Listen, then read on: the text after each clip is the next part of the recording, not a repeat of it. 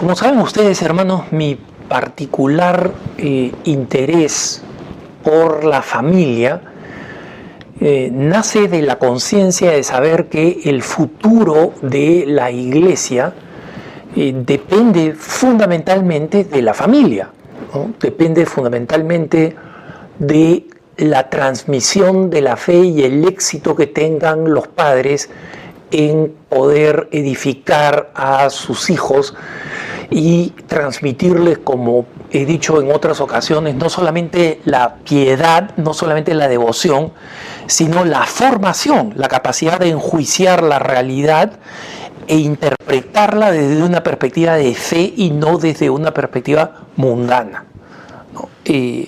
Los problemas de adicción sexual, los problemas de bullying, todos estos problemas son problemas que están debajo de un auténtico católico si es que los padres han educado a los hijos en la conciencia de lo que auténticamente vale ante los ojos de Dios y ante los ojos del cristiano, ¿no?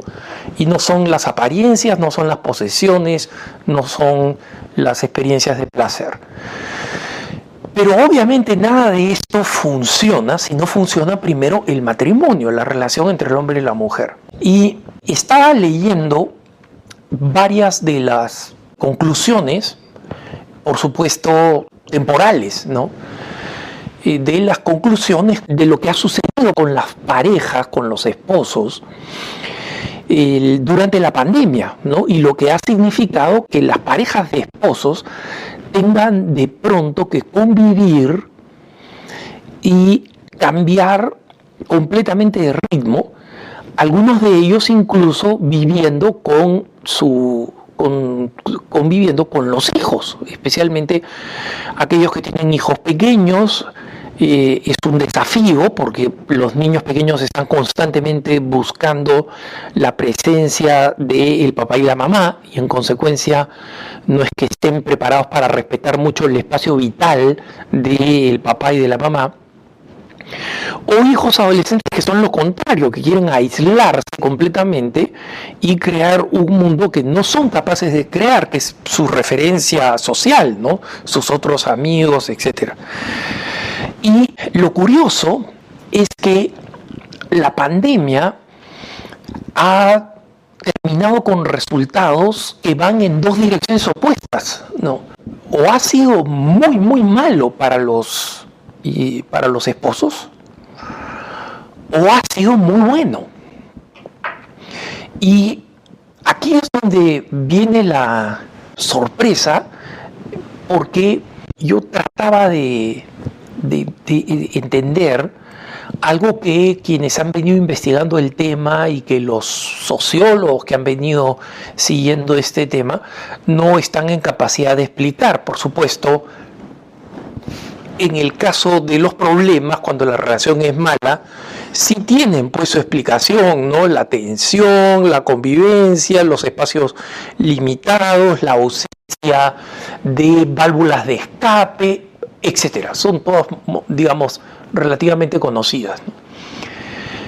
Pero una de las cosas que noto es la explicación que podemos encontrar de la fe y que me la dio un buen amigo católico casado con hijos pequeños, ¿no? Uno de ellos ya está entrando a la adolescencia, pero la mayoría son todavía hijos pequeños, y que me dijo con total sencillez, o sea, yo le pregunté, oye, ¿cómo te ha ido con tu propio matrimonio, con tu propia experiencia matrimonial?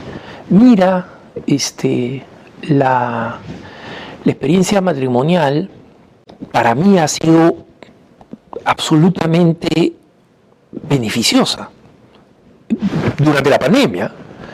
Entonces le digo, ¿cómo así? Porque, digamos, conozco muchos de los amigos de este buen amigo que han estudiado en colegios católicos, digamos que, o sea, se han casado por la Iglesia Católica, pero que nunca han visto, digamos, el matrimonio propiamente como auténticamente un sacramento, ¿no? Entonces le digo, mira, primero, ¿cuál ha sido la razón por la que tú crees que ha sido beneficioso? Le dice, mira, para mí ha sido tan beneficioso, no digo que ha sido fácil, ¿ah? No ha sido fácil, ha sido muy duro, pero la razón por la que ha sido beneficioso es porque yo he podido tener muchas más conversaciones con mi esposa, hemos podido aclarar mucho más cosas, hemos tenido más tiempo indefinido, ¿no? Es decir, no un tiempo así limitado, extremo, sino más tiempo indefinido, y ese tiempo indefinido permitía que mi esposa explorara un poco más, oye, ¿por qué piensas esto? ¿Por qué crees esto? Y viceversa, yo poderle preguntar muchas cosas y poder haber tenido conversaciones que no todas eran fáciles, pero donde hemos podido, por ejemplo, precisar más cuál es nuestra visión de la educación de nuestros hijos, de las virtudes de la educación de nuestros hijos. Y obviamente los hijos pequeños estaban, como les decía, interviniendo, tratando de buscar la atención, entonces tuve que ser creativo organizando actividades que fueran, digamos, relacionadas con la educación, porque definitivamente se cansan, digamos, de estar aprendiendo en línea, especialmente siendo pequeños, ¿no? Y les estoy hablando del Perú, donde la pandemia ha sido muy dura y donde todavía no hay retorno a las clases ni nada por el estilo, ¿no? Todo sigue siendo virtual. Entonces él me decía, mira, fuera de la dificultad económica, porque la profesión de este amigo mío, digamos, requiere de la interacción y en consecuencia la pandemia fue digamos, lo afectó económicamente. Pero fuera de la dificultad económica, definitivamente ha sido para mí un momento muy bueno, ¿no? Entonces yo le pregunté, ¿y cuál crees tú que es la diferencia con aquellos que no solamente han tenido una experiencia terrible, sino algunos para ellos ha sido una experiencia fatal para el matrimonio, ¿no? O sea, él tiene conocidos que han dejado a la esposa o las esposas que han dejado al esposo y que, digamos, en 3 meses estaban en una nueva relación, es decir, haciendo todavía más difícil que quede esperanza para qué es lo que va a pasar al final de la pandemia, ¿no? Entonces, esto ha creado, digamos, una situación que es muy difícil para ellos, pero él me decía, mira, yo creo que a mí me ha sido posible sacar provecho de la pandemia, es decir, no solamente sobrevivir, ¿eh? Porque han sobrevivido varios, supongo yo, sino que haber crecido en el amor matrimonial, porque esa es la misión del que está casado cuando entendemos el matrimonio como un sacramento. Y él me dice, mira, yo creo que para mí ha estado el hecho de, desde el comienzo de mi matrimonio era la prioridad de mi vida, ¿no? Y que las dificultades que vienen acompañadas con el matrimonio, ¿no? Que a veces uno se puede aburrir, que a veces se puede irritar porque la esposa dice tal y cual, etc. Yo simplemente la tomé como mi misión fundamental. Entonces le dije, explícame un poco qué cosa significa eso. Mira, lo más importante significa que yo no estuve buscando patitas externas, ¿no? Para mi matrimonio. O sea, muletas para llevar adelante a mi matrimonio.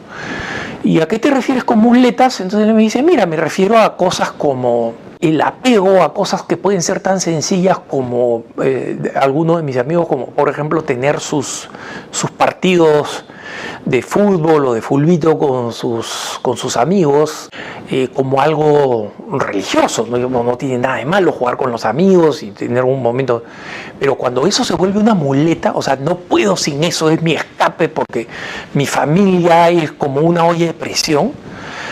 Esa no solamente es una mala perspectiva, es una mala visión del matrimonio, sino que cuando circunstancias como la pandemia, por ejemplo, impiden que yo siga adelante con esa muleta, entonces mi matrimonio comienza a hacer agua porque me comienzo a desesperar y no busco mejorar mi matrimonio. Para no hablar de otras cosas paralelas al matrimonio que son bastante malas, ¿no? O sea, tener relaciones afectivas o sexuales alternativas al matrimonio, tener el consumo de pornografía. Él me dice, mira, en WhatsApp yo tengo amigos casados como yo que no paraban de enviar fotos de mujeres desnudas en WhatsApp durante la pandemia. O sea, no las mandaban antes. No sé por qué él veía la necesidad de hacer esto, pero digamos, no es un buen signo de alguien que está trabajando en su matrimonio, ¿no? Entonces, lo primero que me decía es, no me he creado muletas alternativas, no sé, de personas que eran relativamente adictas a los juegos de azar, las cartas, el casino, etcétera, que ellos no consideraban que era muy importante o que era muy grave, y que lo era. Lo era porque justamente cuando dejaron de tenerlo sintieron esta especie de pánico, de síndrome de abstinencia, como sucede, digamos, con los alcohólicos, ¿no?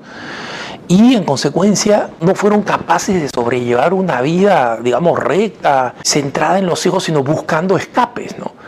Entonces, el hecho de no tener unas muletas, en primer lugar, y en un segundo lugar, el hecho de no tener de contar con la gracia sacramental.